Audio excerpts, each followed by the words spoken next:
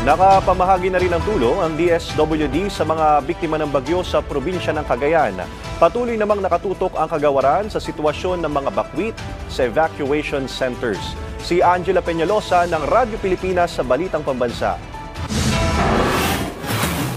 Umarangkada na ang pamamahagi ng tulong ng Department of Social Welfare and Development sa Cagayan Valley na hinagupit ng Bagyong Leon. Pinangunahan ng DSWD Field Office 2 ang pagbibigay ng family food packs at sleeping kits sa bayan ng Sanchez Mira sa Cagayan.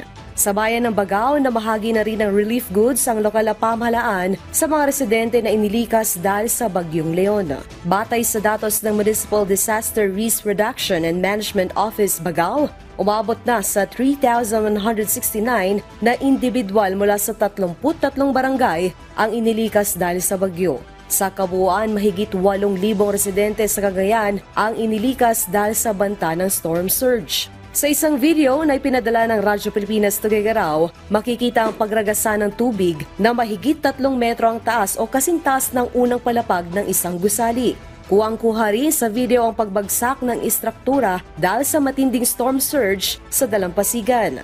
Patuloy namang nakatutok ang DSWD sa sitwasyon ng mga bakwit na inilikas sa mga evacuation center kasabay ng pagbibigay ng kanilang mga pangangailangan. Samantala, naka-standby na ang Department of Public Works and Highways para sa agarang pagsasagawa ng clearing operations sa Cagayan Valley. Mula sa PBS Radyo Pilipinas News, Angela Peñalosa para sa Balitang Pambansa.